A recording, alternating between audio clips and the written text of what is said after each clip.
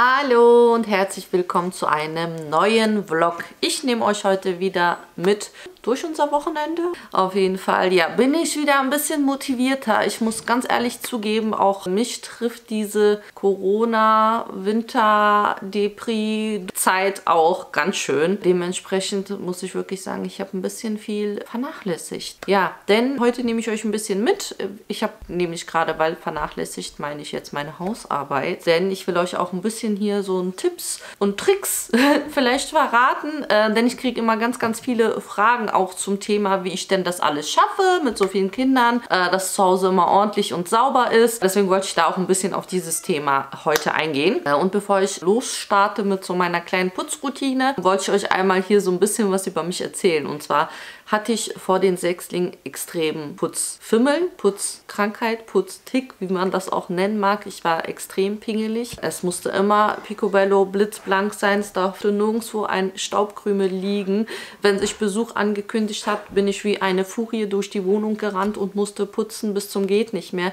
Also nicht normal, würde ich sagen. Also jeder hat so sein Wohlfühllimit und ich war schon immer so ein Mensch, ich lebe zu Hause und mein Zuhause, da drinnen muss ich mich wohlfühlen. Das heißt halt, es muss halt so auch eingerichtet sein, dass ich mich wohlfühle, und Sauberkeit spielt eben, Sauberkeit und Ordnung halt auch eine große Rolle bei mir, weil ich fühle mich einfach nicht wohl, wenn ich weiß, da ist halt Unordnung und ich sehe diese Unordnung und ich laufe vorbei und ich sehe das immer, dann fühle ich mich einfach nicht wohl. Trotzdem sollte man da so ein bisschen ein gesundes Maß an Ordnung und Sauberkeit haben. Und da haben mich wirklich durch die Geburt der Sechslinge wurde ich so ein bisschen geerdet, ne? Weil danach konnte ich meinen Putztick nicht mehr so ausleben wie vor den Kindern. Dementsprechend, ja, wir haben auch nämlich einen Plan. Die Kinder haben ja auch ihre Aufgaben und die haben ja das große Glück, dass die so viele sind, ne? Meryem hat ja so ihre andere Aufgaben als so die älteste Schwester. Deswegen steht sie zum Beispiel nicht auf dem Plan, weil sie weiß halt auch ihre Aufgaben. Braucht das halt nicht mehr so auf dem Plan zu haben. Aber bei den lieben Kleinen ist das halt praktisch, weil wir haben 7 Tage die Woche. Somit hat wirklich in der Woche jeder nur eine Aufgabe, die er zu erledigen hat. Und am Wochenende haben wir immer so einen Tag, wo wir halt auch gemeinsam Hausarbeit machen. Ich persönlich finde das sehr wichtig. Ihr könnt mir ja gerne mal in den Kommentaren schreiben, wie ihr so darüber denkt. Zieht ihr eure Kinder auch mit in die Hausarbeit oder sagt ihr so, nee, die haben genug zu tun mit ihrer Schule und so, das müssen sie nicht machen, das ist nicht deren Aufgabe. Das würde mich total interessieren, weil jeder denkt da so ein bisschen anders. Ich spreche aus persönlicher Erfahrung, dass ich wirklich sagen muss, ich finde es gut, wenn man Kinder mit einbezieht von klein auf, denn ich wurde selber auch so nicht nur erzogen, sondern es war halt einfach so, unsere Eltern haben beide gearbeitet und somit hat meine Mama damals immer angerufen und dann halt auch immer Bescheid gesagt, was ich alles zu tun habe, sei es eben Einkauf oder sauber machen, und ich finde halt eben, das hat mich sehr geprägt in meiner Organisation, dass ich dann halt eben als Erwachsene, als dann ja Hausfrau auch eben gut Hausarbeit und sowas alles konnte, und ich finde das schon wichtig, dass Kinder das von klein auf mitkriegen, ohne eben zu übertrieben viele Aufgaben zu haben, aber dennoch, dass sie das eben kennen, weil wenn du das als Kind nicht kennst, wie willst du das später dann als Erwachsener umsetzen? Das ist halt so meine persönliche Meinung, deswegen finde ich das halt immer wichtig, Kinder mit einzubeziehen, und von klein auf, wenn man das auch so spielerisch, ich finde generell, also bei meinen Kindern war es zumindest so, dass die immer von klein auf irgendwo immer mitmachen wollten. Das sind halt Kinder, ne, wo die dann auch sagen, ich will auch Lappen und ne, ich will auch das und das machen. Das fängt dann eher eigentlich an, so in der Pubertät, wo es dann schwerer wird, dass man da nochmal die Kinder eben ermutigt, du, hör mal, mach mal deine Aufgaben. Also ich finde, wo die Kinder kleiner waren, hatten die noch mehr so Spaß so an so Socken zusammenlegen. Das war dann immer wie so Memory oder so für die so ein Spiel. Eher diese pubertäre Phase wird dann schwer, da hinterher zu rennen. Deswegen ist es gut, so einen Plan zu haben, dass die Kinder halt auch eben sehen, was haben die für Aufgaben. Und so ist es auch gerecht, ne? Dass sich keiner ungerecht behandelt fühlt, sagt, ich mache immer das und du machst das nicht und so weiter, sondern jeder hat seine Aufgabe in der Woche, und dazu gehört einmal die Spülmaschine machen. Also das ist jetzt bei uns zu Hause, ist die Spülmaschine machen, also ausräumen. Einräumen tue ich halt immer oder Meryem, aber ausräumen ist halt die Aufgabe dann halt einmal die Woche eins der Kinder. Katzenklo der Katzen zu reinigen, dann Staubsaugen, da haben sie immer verschiedene Aufgaben, einmal Zimmer saugen oder oben den Flur saugen. Genau, also halt ihre eigenen Zimmer sauber halten, das ist ja sowieso immer schon deren Aufgabe gewesen. Und Wäsche zusammenlegen. Genau, das ist eher immer am Wochenende, wo die dann ihre Wäschekörbe kriegen und auch nur ihre eigene Wäsche zusammenlegen. Also jetzt nicht unsere Sachen, sondern wirklich deren eigenen Sachen. Das ist so bei uns der Plan. Genau, laber ich jetzt wieder 5 Stunden, aber ich dachte, ich wollte euch so ein bisschen so einen Überblick verschaffen, damit ihr euch so ein und eben, dass die Kinder das auch wissen, dass sie, wenn sie dann später erwachsen sind und auch ihren eigenen Haushalt führen und ihr eigenes Zuhause haben, dass sie dann halt eben wissen, wie es funktioniert und auch da eben gut organisiert sind, so wie ich das eben dank meiner Mama gelernt habe. Somit ja, starten wir. Plan ist jetzt erstmal, ich mache jetzt so ein bisschen sauber und da zeige ich euch einen kleinen Tipp, der auch sehr, sehr gut ist, wenn ihr Kinder im Haushalt habt, was euch auch wirklich so ein bisschen so die Reinigung im Haushalt sehr, sehr erleichtert. Das eine. Dann machen wir gleich einen Zwiebelsaft zusammen. Den wollte ich euch unbedingt zeigen, weil jetzt ist gerade so die Phase, es ist immer bei uns diese Jahreszeit, da fangen an die Kinder zu schnupfen, die sind ein bisschen erkältet und wir haben von klein auf den Kindern, wir haben nie Hustensäfte oder sowas gekauft, die haben von klein auf Zwiebelsaft gemacht. Das kennen bestimmt ganz viele von euch. Ich kenne das auch schon von meiner Kindheit her. Hat meine Mutter uns auch immer Zwiebelsaft gemacht. Ein bisschen anders als den wir machen. Aber ich wollte es euch mal zeigen. Ich habe das ganz oft schon mal auf Instagram gezeigt und dann immer wieder welche gefragt, wie wir das genau machen. Deswegen zeige ich euch das einmal hier. Denn das ist wirklich super, wenn eure Kinder Husten haben. Wirklich macht Zwiebelsaft, es ist das Allerbeste. Also es wirkt sehr, sehr schnell. Einfach dann löffelweise tagsüber 3-4 Mal am Tag einen Löffel davon trinken. Braucht man keine Medizin, keine irgendwas zur Apothekerin oder sonst irgendwas, Naturheilmittel, was super ist. Also kann ich euch empfehlen, wirklich von klein auf haben die Kinder das immer getrunken. Ist die bester Hustensaft ever. Den zeigen wir euch. Ansonsten ist halt so ein typisches Wochenende, ne? Ihr wisst, es ist diese doofe Phase, man kann halt nicht viel machen. Von daher sind wir hier zu Hause. Ist halt heute, wie gesagt, ist ein bisschen sehr Hausarbeit lastig, aber ich dachte, ich nehme euch einfach mal ein bisschen mit und dann legen wir mal los.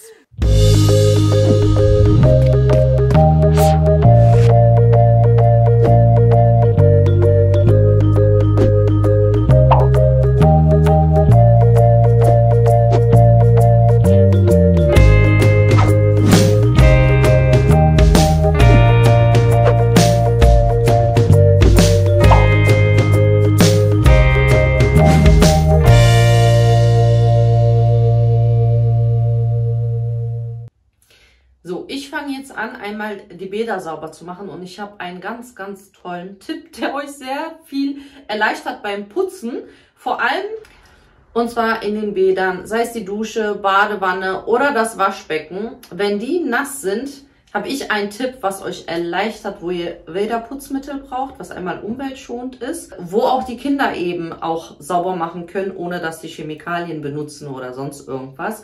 Und zwar habe ich hier seit oh Gott, ich glaube schon knapp über 2 Jahren benutze ich solche Tücher. Ihr kennt es bestimmt, solche Tücher gibt es in ganz verschiedenen Varianten. Solche, ja, wie nennen sich Mikrofasertücher. Wobei, ich hatte schon mehrere davon und ich habe ganz bestimmte von einer bestimmten Marke, die ich euch wirklich empfehlen kann, weil die bombastisch sind. Also ich habe die seit 2 Jahren und mit denen passiert gar nichts. Ich tue die in die Waschmaschine bei 60 Grad, tue die da waschen ohne Weichspüler und immer wieder verwenden. Super, super toll, weil vor allem auch wenn ihr Staub wischt, dort kein Staub haften bleibt. Also die sind super mega, ihr braucht kein Putzmittel, kein nichts, ihr braucht nur dieses Tuch. Ich weiß nicht, ob ihr sowas kennt, aber es ist so, so krass. Ich zeige euch mal hier einmal.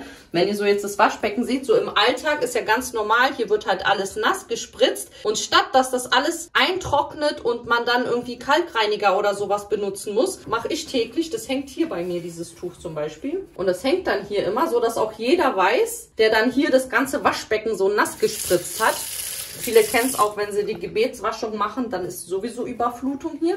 Und dann nehme ich das Tuch, das ist jetzt zum Beispiel trocken, weil ja hier alles nass ist, reicht es, dass ich das eben trocken, so einfach alles dann einmal trocken wische und alles glänzt blitzblank. Das ist so, so praktisch. Also einfach, wenn hier das alles einmal nass geworden ist, dann reicht es einfach so drüber zu gehen und das poliert das ganze Waschbecken so, so schön. Und dann, wenn das so ein bisschen feucht ist, oder ihr macht es dann halt komplett einmal nass. So. Und das Gute ist, die lassen sich auch super gut ausbringen. Also es bleibt auch nicht so nass, das Tuch. Ihr könnt es gleich sehen, wenn ich jetzt so ausgebringt habe. Ihr seht, das ist gar nicht pitschnass. Und dann braucht ihr auch keinen Glasreiniger, nichts. Einfach wischen und gleich ist es trocken und es ist streifenfrei. Ohne Glasreiniger, ohne nichts. Das ist einfach so mega. Warten wir mal kurz, wie das trocknet. Dann seht ihr das auch. Also das ist echt eine super Empfehlung. Ich zeige euch mal hier meine Kollektion. Ah, ihr seht schon.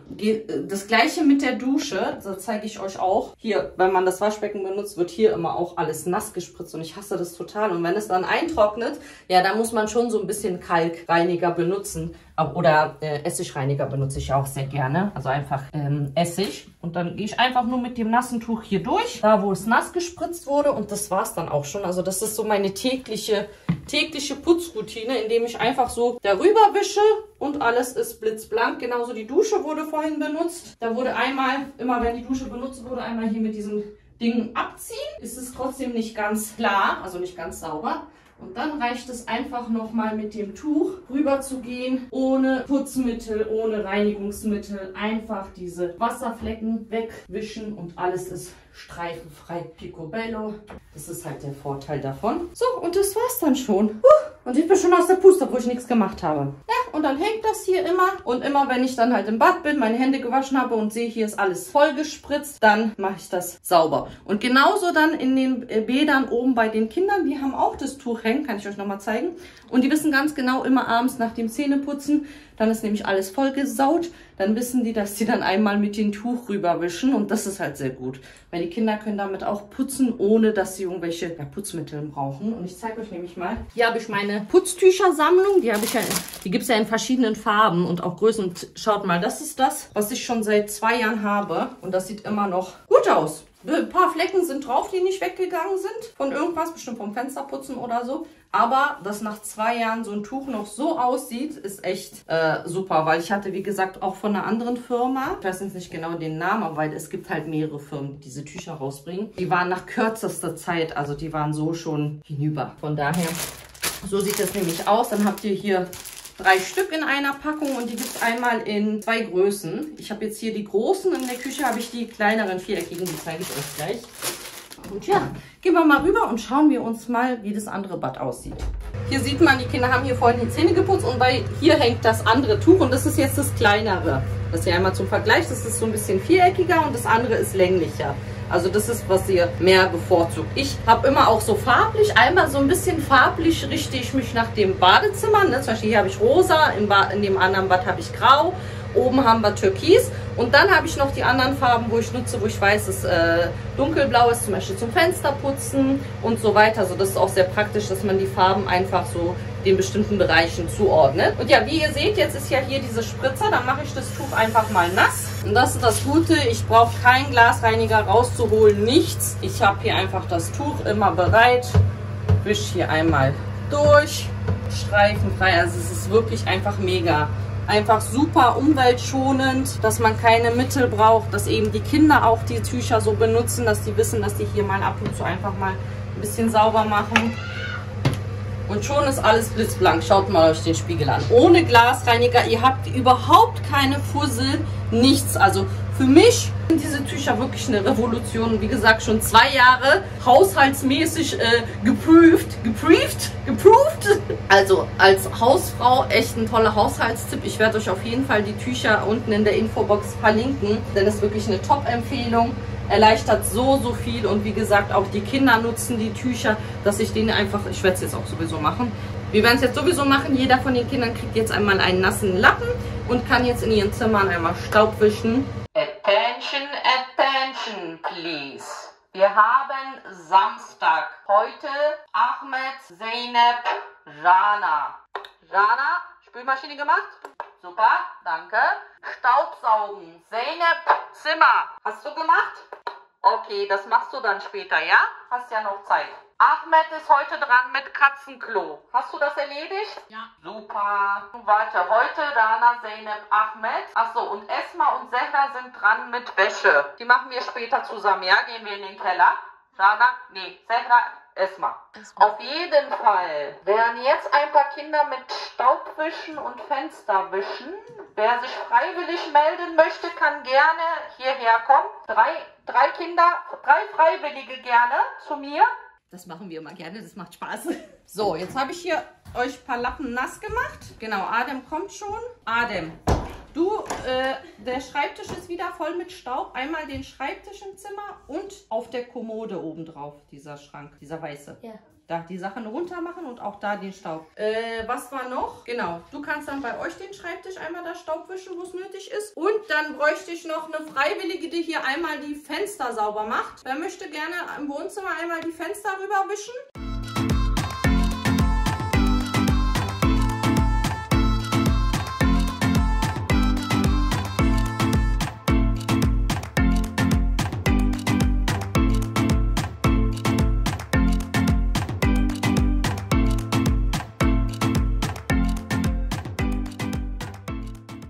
Haben mir jetzt ihre staubigen Lappen zurückgegeben und ich wollte euch einmal zeigen, wie dieser Staub eben nicht in das Tuch reingeht, sondern wie einfach sich das abspülen lässt. Seht ihr? Also der Staub, der bleibt einfach nicht im Tuch drin, sondern der lässt sich super einfach abwaschen, wieder eben ohne Reinigungsmittel, nur mit Wasser und schon ist das Tuch wieder putzbereit. So einfach ist das. Das war jetzt mein Tipp mit den Putztüchern. Ich würde euch wirklich raten, legt die euch zu. Die werden eure Hausarbeit sehr, sehr erleichtern. Alle weiteren Informationen findet ihr in die Infobox, also schaut dort gerne mal vorbei.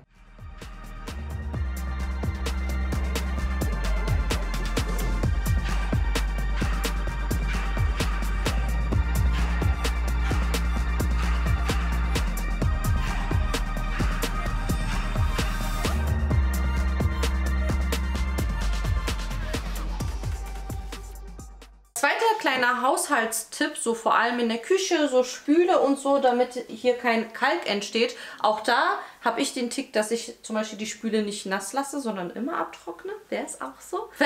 Schreibt mir in die Kommentare, wer lässt die Spüle, nachdem er abgewaschen hat oder irgendwas gemacht hat, die Spüle nass oder wischt sie trocken? Das würde mich interessieren. Auf jeden Fall, Haushaltstipp, ich benutze ganz normale Essigessenz, ja, so kostet die Flasche 50 Cent oder so, und tue die mir in so eine alte Flasche einfüllen und mit Wasser verdünnen. Und das benutze ich für die ganze Küche, auch für Fenster, für Bad, könnt ihr eigentlich für alles benutzen. Also es ist erstens ja total sparsam und auch eben viel praktischer. Da mache ich echt nicht viel, weil sonst riecht es ja dann auch immer so stark. Mal hier in so eine Flasche einfüllen, Wasser auffüllen und dann sprühe ich damit das Waschbecken ein. Und somit entfernt das den ganzen Kalk und Schmutz ohne Probleme.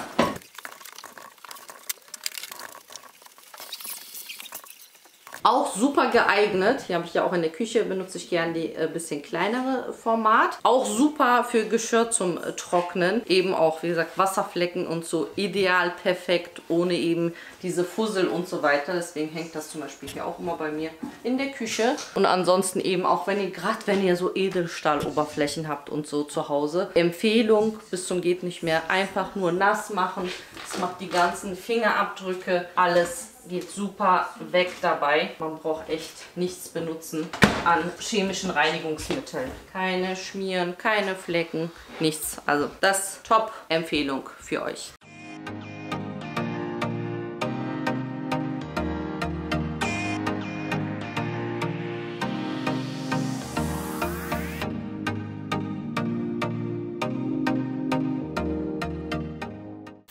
So, jetzt zeigen wir euch mal einmal den Zwiebelsaft. Das macht mein Mann übrigens. Der ist hier der Zwiebelsaftexperte. So, das Einzige, was ihr für den Zwiebel braucht, sind Zwiebeln. 3 große Zwiebeln und Honig. Das sind eigentlich die einzigen beiden Zutaten. Wir machen jetzt die Zwiebeln eben ganz, ganz klein. Ich mache die jetzt in meinem Mixer. Soll kein Püree werden, die sollen nur so ganz fein gehackt werden, damit die dann auch eben diesen Saft lassen, aber kein Püree. Und dann machen wir die in den Mixer, dann wird das Ganze, muss das durchziehen, bis die Zwiebeln schön ihren Saft lassen und dann wird es ausgedrückt. Und dann füllt ihr euch das einfach um in irgendeinen Behälter oder Flasche. Wir machen es jetzt in diese Glasflasche und dann kann man täglich eben einen Löffel 3-4 Mal am Tag den Kindern einfach so einen Schluck geben. Diese Mischung mit dem Honig so 2 Stunden Minimum ziehen lassen. Ne? 3 wäre noch besser. 2-3 Stunden ziehen lassen.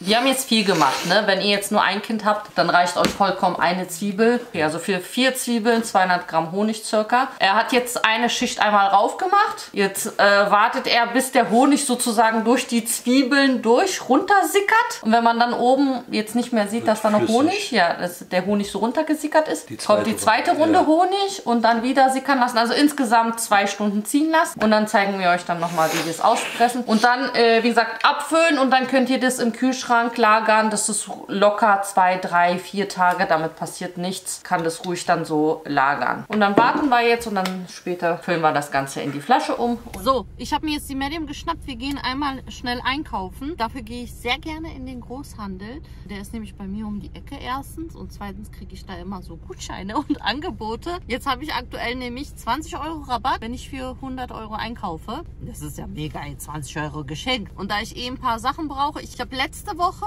genau, da habe ich richtig groß eingekauft. Ich glaube für über 200 €, knapp 300 € oder so. Also da habe ich schon richtig groß eingekauft, aber jetzt fehlen wieder so ein paar Sachen. Und ja, im Großmarkt ist es halt praktisch. Da gibt es oft auch so Großpackungen und so. Und ja, lohnt sich ganz gut, auch wenn so manchmal Angebote sind und so weiter. Deswegen, da geht's jetzt hin. Ich habe meine Maske vergessen, aber wir Kopftuchträgerinnen haben es erst praktisch, weil wir haben immer ein Stück Stoff dabei. Okay, jetzt ihr im Winter auch. Ihr habt dann einen Schal, ne? Ich versuche mal eine dünnere Schicht. Und Maske ist manchmal auch angenehmer als das. Ah, ja, so geht's. Warte. So. Damit es nicht ganz so dick ist. So, das ist jetzt ein Self-Made Masken-Tutorial. Na, noch mehr Inkognito geht nicht mehr. Aber trotzdem muss ich sagen, viele meiner Follower erkennen mich sogar mit Maske. Ja, bei meiner Brille. I think it's okay. Lass losgehen. Die kostet nur 2,30 €. Ich kriege hier immer, hier ist auch immer so diese Abteilung. Ich habe letztens hier auch von den Tellern welche gekauft. Seid ihr auch so tassensüchtig? Ich bin so immer, ich weiß nicht, ich bin so Kaffeetassensüchtig. Welche ist ein schöner? Die, wa? Ja, die nehme ich mit. Ja, aber sowas brauche ich eigentlich auch. Okay, aber die Tasse nehme ich mit. Das habe ich nämlich in der Werbung gesehen. Da ist das Desinfektions auf 1,16. Es gibt welche Desinfektionsmittel, kennt ihr das? Die riechen so eklig. Das ist manchmal, wenn ihr beim Laden irgendwo seid, wo die diese Spender haben. Das stinkt so krass nach Käsefuß. Das ist nicht normal. Aber so eklig, ne, Median? Ja. Wir hatten das paar Mal so, wo du so in irgendein Geschäft gehst und dann, wo die da ihr Desinfektionsmittel da haben. Ey, ich dachte, ich krieg die Krise. Hat so nach Käsefüße gestunken. So, nach 2 Stunden ziehen sieht das Ganze jetzt so aus. Die Zwiebeln haben schön Wasser gelassen, wie man sieht hier. Warte mal. Und jetzt wird das Ganze durch ein Sieb gedrückt und dann füllen wir das um.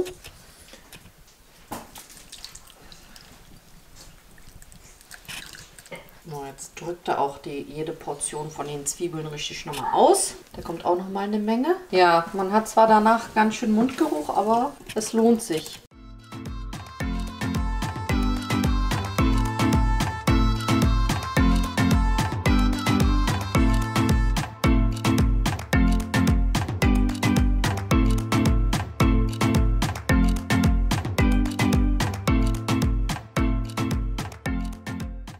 Wie nennt ihr mich, Kinder?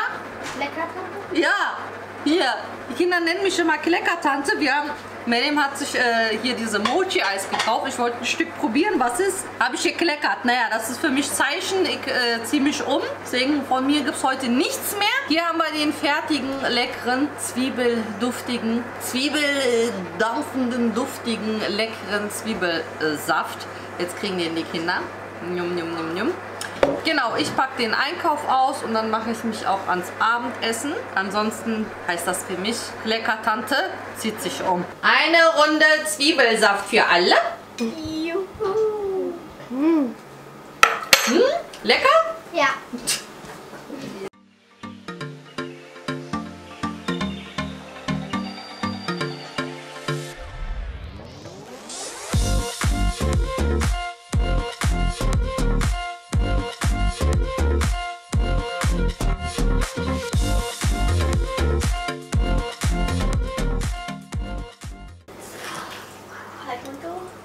Ja, natürlich. Ich lasse meinen Mund aus. Obwohl geht, warte, sag mal. Nein, wir hören unseren Itch. Nee, geht. Ich find's okay.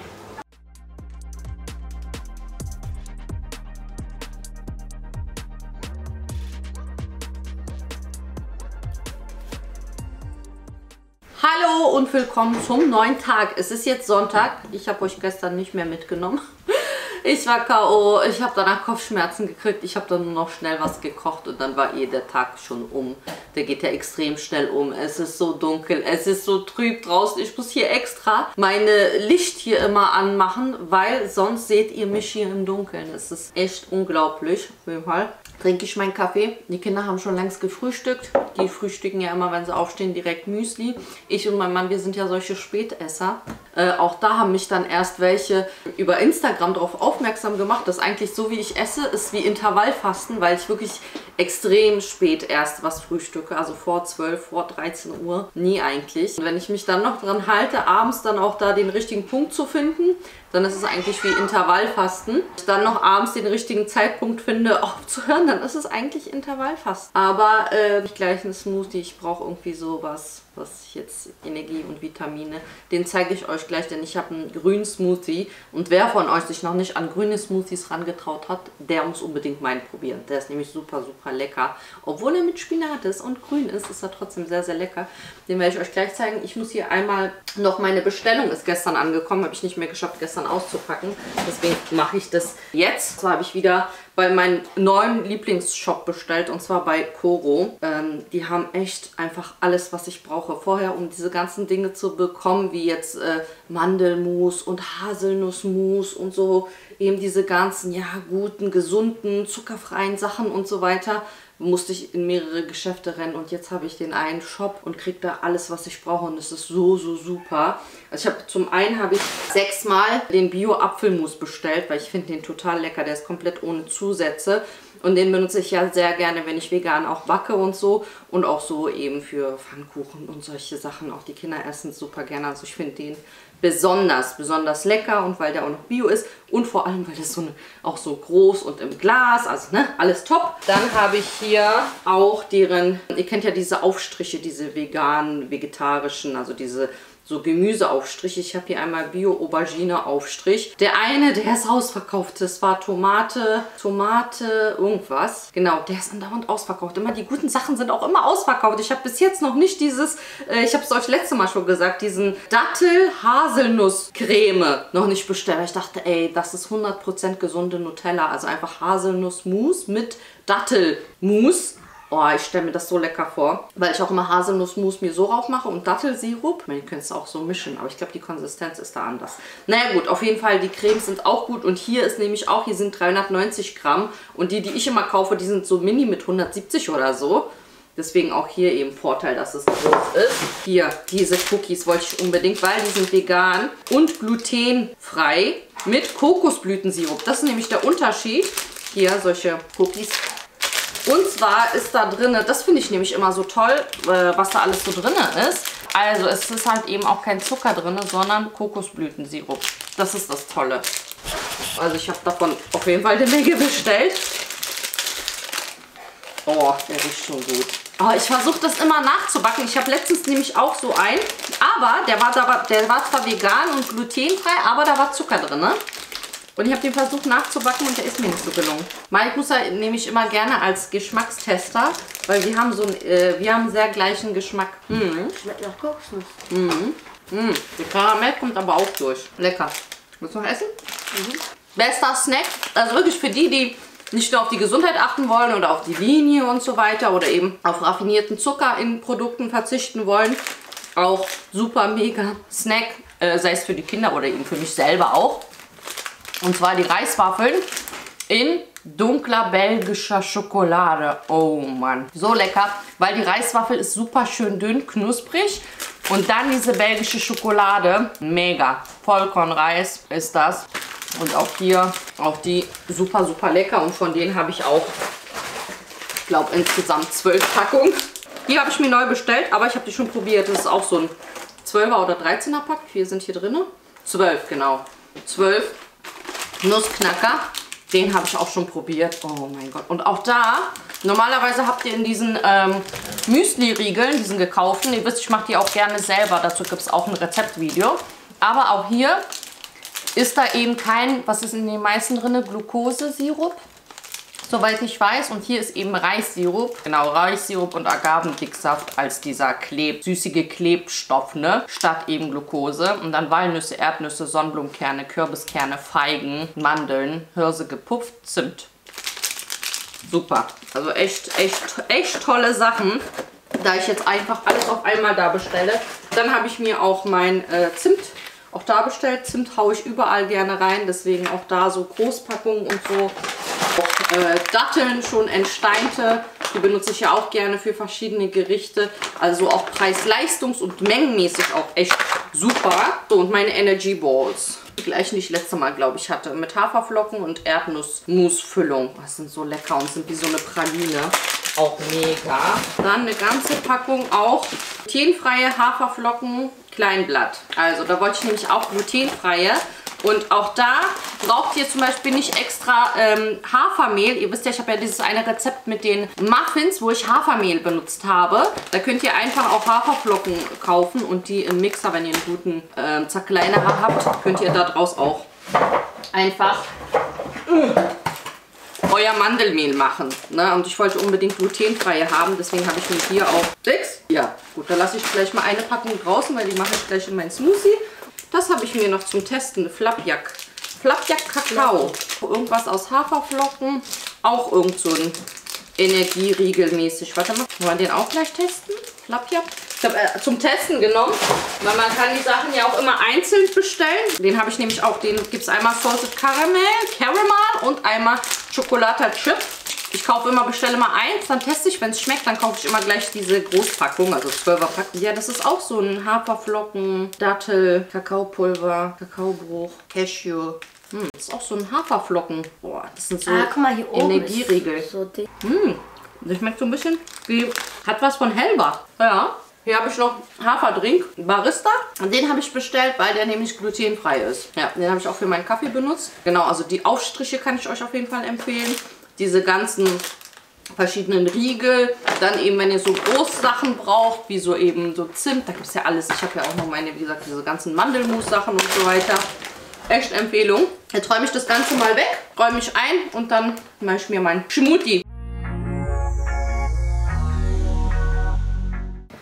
Jetzt gibt es eine kleine Obstrunde. Das ist immer so unser Ritual, ne? Von klein auf. Obst, Datteln, Nüsse.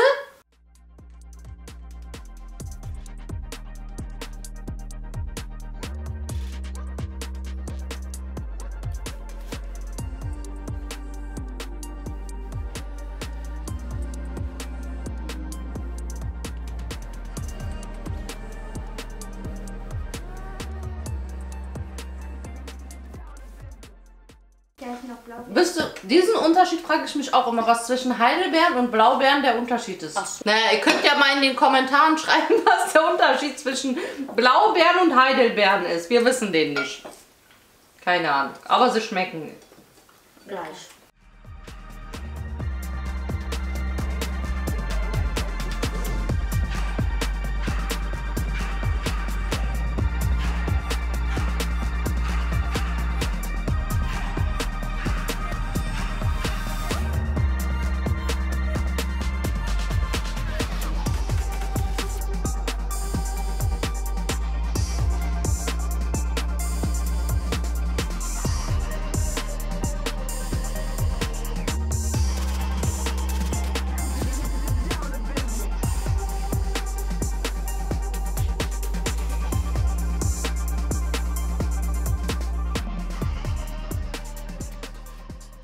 Ich komme gerade einfach nicht klar damit, wie dunkel es draußen ist.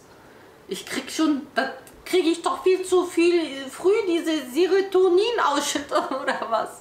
Könnt schon schlafen gehen. Ja, aber ich mache mir jetzt meinen grünen Smoothie und ich wollte ihn euch ja unbedingt zeigen, damit ihr das mal ausprobiert, falls ihr euch nicht an grüne Smoothies rangetraut habt. Ich mache mir sehr, sehr gerne Smoothies. Auch den Kindern mache ich oft Smoothies, so mit Joghurt, so fruchtmäßige und so. Die trinken die auch super, super gerne. Sogar den grünen schmeckt den. Aber ich mache den jetzt nur für mich und zeige euch mal die Zutaten. Und zwar für eine Portion mache ich jetzt eine halbe Banane, ein halber grüner Apfel. Dann tue ich immer gerne Datteln rein. Die geben auch einmal für die Süße natürlich und auch für als Energiequelle. Ne? Das soll mir ja auch Energie geben. Von daher eben die Datteln, die sind schon ein Stein. Dann tue ich gerne Haferflocken oder Haferkleie. Haferkleie habe ich jetzt nicht da. Dann tue ich immer alternativ Haferflocken. Ich mache jetzt einfach so 2 Esslöffel rein. Ah, habe ich vergessen, meine Leinsamen rauszuholen. Dann auch nochmal Leinsamen. Könnt ihr immer alles googeln, für was das alles gut ist. Da mache ich so einen halben Esslöffel rein. Dann presse ich immer eine halbe Zitrone aus. Ja, sag mal. Ich mache schon die ganze Küche kaputt hier. Ich sag schon, ich könnte am liebsten schlafen gehen. So. Mache ich erstmal. Ich benutze immer gerne bei Smoothies Mandeldrink. Ne, den ungesüßten. Haferdrink benutze ich immer gern für Kaffee und so, aber bei Smoothies immer Mandeldrink. Ich mache das immer nach Augenmaß. Ihr könnt einfach schauen, wie dick oder dünn ihr das Ganze haben wollt. Also das könnt ihr selber entscheiden, ne, ob ihr so eher dickere. Und dann, es sieht zwar viel aus, ist aber gar nicht viel. Es sieht nur so viel aus. Spinat. Den habe ich schon gewaschen. Die Geheimzutat Spinat. Ihr könnt das Ganze variieren, ihr könnt so viele andere Sachen auch reinmachen, aber das ist so, wie ich das halt gerne mache. Und, warte mal, was machen wir das wieder? Runterklopfen.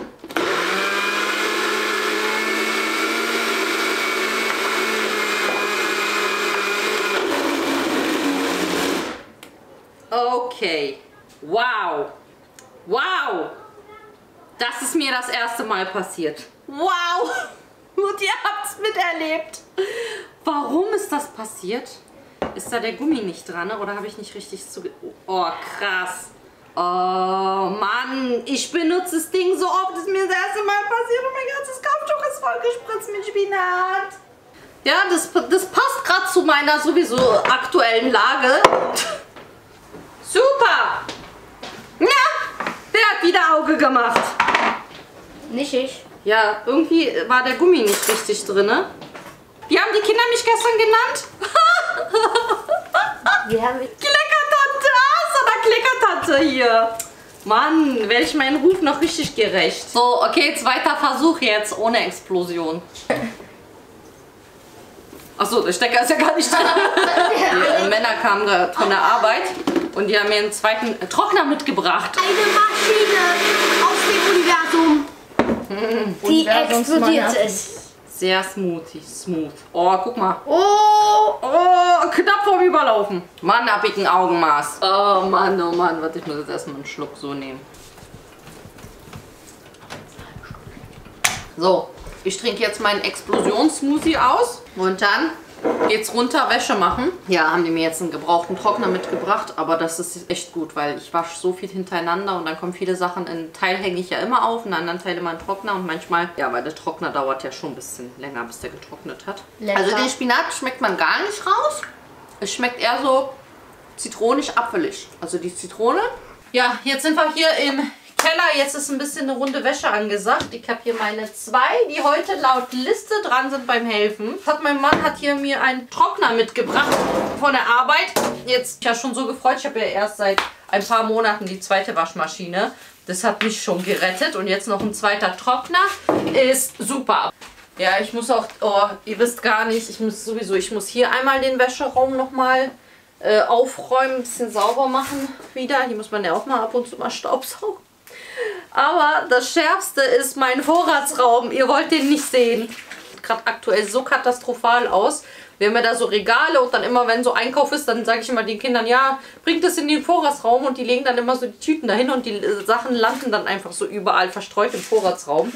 Ich muss den definitiv nochmal aufräumen und organisieren, weil es sieht katastrophal aus. Das ist echt schwierig, so viele Räume irgendwie, ja, in Ordnung zu halten. Ja, seht ihr, da haben wir das Problem, warum jetzt der zweite Trockner gut ist. Ich habe ja die eine Maschine ist bei mir 9 Kilo und die andere ist nämlich, ich glaube 13 Kilo. Die eine Waschmaschine ist 9 Kilo, die andere ist 13 Kilo. In der 13 Kilo passt wirklich viel rein. Aber ich hatte da drin jetzt Bettwäsche und Handtücher und da hat eben viel reingepasst. Aber wenn ich genau diese Menge in den Trockner reinmache, der Trockner braucht ja viel Luft, um so aufzuwirbeln und zu trocknen, werden die Sachen eben nicht richtig trocken. Und ich hatte eben alles jetzt da drin. Und dementsprechend ist es noch nicht ganz getrocknet. Und das wäre dann eben gut auf 2 Trockner aufzuteilen, ne?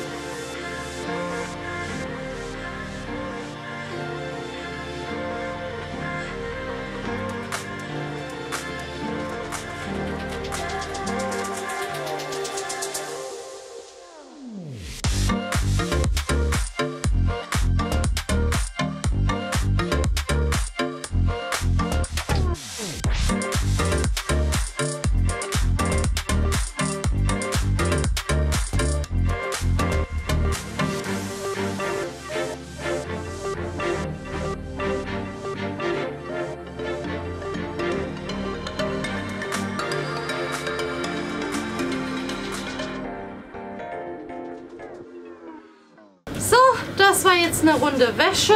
Es geht gleich weiter. Es wird jetzt auch noch gekocht. Als Vorspeise gibt es eine Grünkohlsuppe. Ja, sieht nicht lecker aus, aber ist gesund. Und hast du schon probiert? Ja. Und? Sehr lecker. Echt? Ja. Ist noch heiß? Ja. Naja, probiert mal, ob die euch schmeckt. Ich habe mich jetzt mal getraut, euch die Suppe mal vorzusetzen. Aber die ist sehr, sehr gesund. Ich habe versucht, die nachzumachen wie meine Schwiegermutter. Ich weiß nicht, ich glaube, die ist mir nicht gelungen. Aber gesund. Und eklig ist es nicht. Oder, Ahmed? Nee, eklig ist es nicht. Aber besonders köstlich auch nicht, wa? Doch. Erzähl doch nicht. Komm, wir sind hier ganz ehrlich. Aber gesund. So, aber gleich kommt noch was Leckeres. Es gibt Cordon Bleu. Schnitzel Cordon Bleu. Aber vegan. Hauptgericht ist jetzt einmal Bulgur Pilau, also Weizengrütze, Reis und ein schöner bunter Salat und dazu ein veganes Cordon Bleu. Ich bin selber sehr gespannt darauf. Ich habe das nämlich selbst bei Instagram gesehen, bei so einem Taste-Test. Und das soll so lecker schmecken. Und da wir ja kein, ja, so Cordon Bleu, ne, so Schnitzel mit Schinken und so essen, bin ich sehr gespannt auf diesen Geschmack. Manchmal am besten so ein Live-Taste-Test. Schneiden mal durch. Mal jetzt auch so einen Live-Taste-Test machen. Oh, Telefon. So, also, drinne. Oh, guck mal, der Käse und der Schinken läuft schon raus. Also, es sieht schon mal sehr authentisch aus. Sehr nach Fleisch aus. Ich probiere mal den Schinken alleine. Oh, das ist so voll weird. Weird? Weird? Weird. Weird?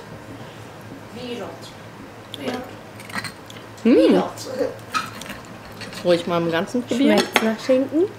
Ich bin die es wissen muss, wa? Ja.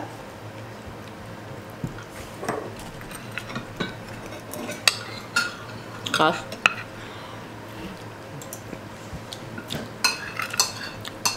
Würdest du das jemandem so einfach so geben, als ich habe hier Schnitzel gemacht? Der würde dir niemals sagen, das ist doch vegan. Also so auch dieses Filet. Wo sieht man denn? Sieht man das? Naja, auf jeden Fall, das ist so faserig. Das hat wirklich so eine Fleischfeeling. Du bist gespannt, Malik Mustafa. Jetzt essen sie ihre Suppe schneller. Jetzt wollen sie das nächste. Also, noch ein kleiner Tipp. Wenn ihr etwas habt, was eure Kinder nicht so gerne essen, zum Beispiel eine Grünkohlsuppe, dann macht ihr als zweiten Gang einfach was ganz Leckeres. Dann essen sie ihre Grünkohlsuppe ganz schnell, damit sie das zweite Gericht bekommen. Auf jeden Fall, ja, kaufe ich ja selten, beziehungsweise gar nicht eigentlich solche Fertigsachen, außer ab und zu mal Fischstäbchen. Aber ich muss sagen, wenn ihr mal so eine Alternative haben wollt, weil wir als Muslime, die auch achten drauf, wenn wir Fleisch essen, dass es eben auch nach islamischen Regeln geschächtet ist. Also halal geschächtet. Genau, deswegen essen wir halt nicht so fertig Schnitzel, fertig irgendwas gibt es nicht so. Also es gibt es schon auch so von muslimischen Marken, wo man davon ausgehen kann, aber es ist wie gesagt ein sehr kompliziertes Thema. Mittlerweile, da beschäftige ich mich auch mehr, ob das heutzutage überhaupt noch halal sein kann, so wie die Tiere behandelt werden. Anderes Thema, deswegen sehr schön, mal auf so vegane Alternativen zu kommen. Gut, die anderen Kinder warten schon, ich mache denen auch noch Essen rauf und dann essen wir zu Ende, aber sehr lecker. Und am meisten, ich freue mich am meisten auf meinen Salat. Mir kannst du einfach Salat hinstellen. Schön mit Rotkohl, jetzt in Winterzeit, Salat mit Rotkohl. Paprika, Dill, Petersilie, schön viel Zitrone, lecker. Gut, wieder noch aufmachen. So, kannst du ausmachen. So, wir haben jetzt gegessen. Fazit vom veganen Cordon Bleu oder wie Ahmed es nennt. Cordon Bleu. Nee, wie hast du gerade zu... Wikinger, wie hast du gerade gesagt? Veganer. Wie essen das denn die Veganer? Nee, wir sind keine Veganer, aber vegan ist auch gut. Auf jeden Fall, Fazit von den Kindern war, was war? Der Käse hat nicht geschmeckt. Also Käse vegan zu machen ist ein bisschen schwierig. Also was war jetzt Fazit vom veganen Cordon Bleu? Der Käse hat nicht geschmeckt. Ja. Aber dieses Fleischersatz, also das Schnitzel an sich, fanden wir lecker, ne?